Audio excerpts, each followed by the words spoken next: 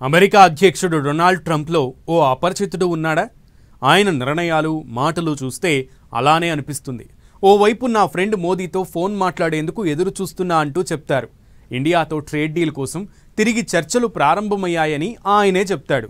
అదే నోటితో తిరిగి భారత్పై 100% సుంకం వేయాలంటూ ఐరోపా దేశాలకు పిలుపిస్తాడు. అందుకే ట్రంప్ ఓ అనేకుడు. ఆయన ఒక్కడిలోనే అనేక కోణాలు ఉన్నాయనక తప్పదు.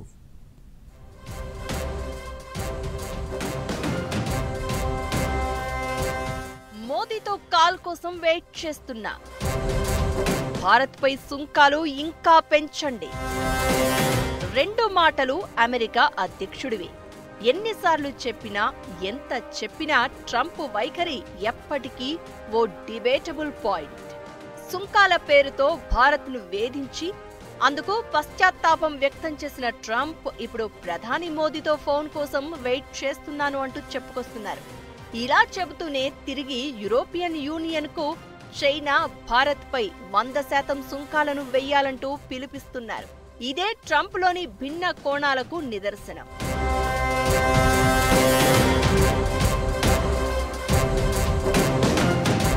భారత్పై సుంకాల మోతపై తీవ్ర విమర్శలు ఎదుర్కొంటున్న డొనాల్డ్ ట్రంప్ ప్రధాని మోదీని ఉద్దేశించి ముందుగా ఓ ట్వీట్ చేశారు.